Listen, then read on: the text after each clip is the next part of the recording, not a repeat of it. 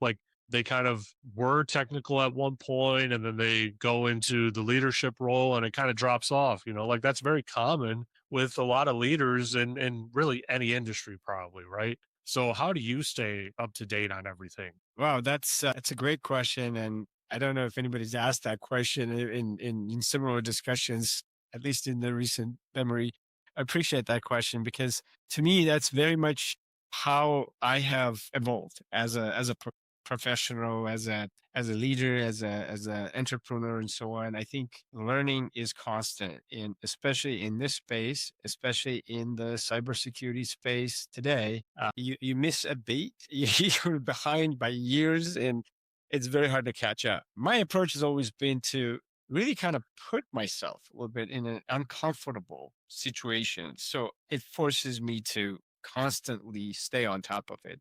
And some examples of this would be, let's take agentic AI, for example. And I was a few months ago, I think it was at I'm sorry, not a Gartner, Google conference. And it was the theme of the conference. And before I showed up there, and I had set up some meetings with some analysts, some prospects and customers. And before I showed up there, blocked off time and said, I need to get up to speed with what's going on. Like what's Google talking about here? What is the A2A, standard they just published and things like that. Because when I show up and I talk to people there, I want to sound like I know at least the ABCs of that, right? So I kind of really force myself to be ready for these conversations. And it's become sort of natural. Doesn't make me uncomfortable anymore. But the initial learning curve always is a bit uncomfortable, right? You're trying to wrap your head around some terminology, some concepts that you've not heard before, or sometimes you've heard the terminology, but like let's take that Anthropic's MCP, like Model Context Protocol, and wow, I understand the words, but I don't know what the hell this means together, right? Things like that really kind of pushes you to try to really understand what is going on. How are the people who are introducing these technologies and these concepts? How do they think? Who are they? What roles they have in these companies? So that's how I kind of really try to keep myself, in the loop and up to speed on the different technologies. The conversations are so important. Also, when you have a good conversation with someone who also understands the space and they're much deeper than you are in the space, very quick learning there as well. But that's hopefully that answers the question. Yeah, no, that makes a lot of sense. I really relate to you when you said, going into an uncomfortable situation, right? Because that forces you to either sink or swim. And I think everyone would rather swim rather than sink, right? That would not be fun. And I relate to it myself. I'm sure my audience is so tired of me, talking about my PhD, right? But part of the reason why I went down the journey of, doing my PhD was because I realized that I was getting too comfortable even with the difficult stuff that I was doing and I needed to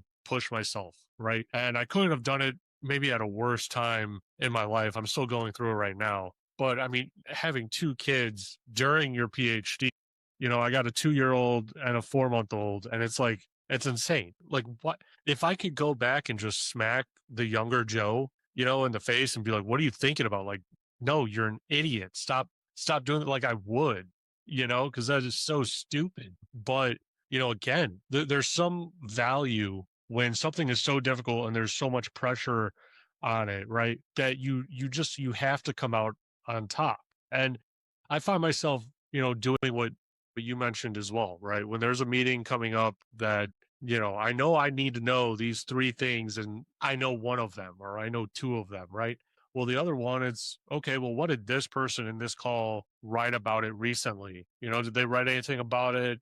Is there any papers out on it from their company or anything like that? Like I should be prepared, which is funny because I'll do that for my day job, but then I won't do it for the podcast. And all of these questions have been unscripted. So it's like, it makes for an interesting conversation. That's for sure. Yeah, and kudos to you that doing a PhD with the two kids and a full-time job. That is, I mean, you really set the bar so high for yourself that it really. I think it's about like how you manage your priorities and how you keep yourself disciplined about your life, your educational pursuits, your profession, and everything. Right? Yeah. Yeah, it's like it couldn't be any more difficult. It's probably 10 times more difficult than what I expected going into it. And it's also because I am studying an area that I have no experience with, right?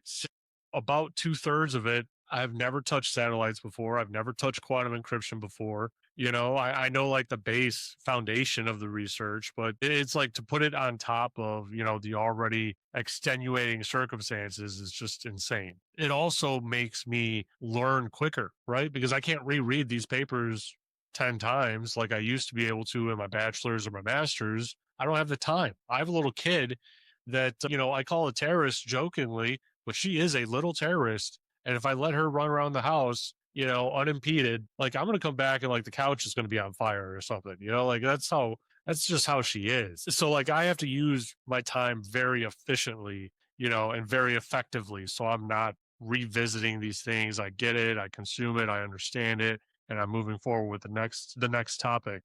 But I didn't mean to drone out there a little bit, too long at the podcast. Unfortunately, we're at the top of our time here. I mean, the conversation has just flown by. I feel like I need another hour with you. Same here. Yeah, it's been a great conversation. Great to hear a little bit about you and your life, your professional and personal life. I think yeah, this is rare. This format is rare, and I appreciate it. Yeah, yeah, absolutely. Well, Art, I really appreciate you coming on. And before I let you go, how about you tell my audience where they could find you if they wanted to connect with you, and where they could find Brightive if they wanted to learn more, and maybe get together to learn more about the solution. Yeah, certainly. So I am very active on LinkedIn. It's really kind of my only social network that I try to keep up with and stay active on. And so you can always find me on LinkedIn.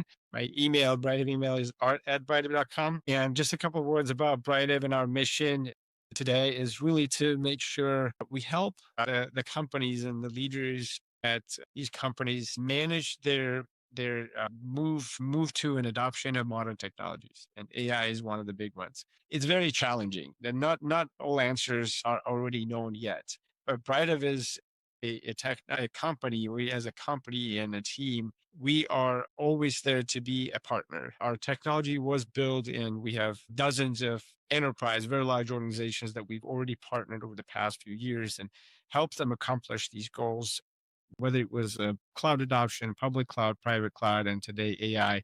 And that's what we bring to our relationships. Happy to hear from anyone who is currently trying to address problems, whether it's the cloud, public cloud, multi cloud. AI and agentic AI and identities on everybody's mind at the moment. Feel free to reach out. Would love to have a chat. Would love to even just brainstorm if that helps. Really enjoyed the time today, and Joe, great to be on the show and be talking to you today. Yeah, yeah, absolutely. It was a fantastic conversation. Well, everyone, if you're looking to learn more about Brightive, I'll put the links down in the description of this episode. And yeah, thanks for listening, everyone. I hope you enjoyed this conversation.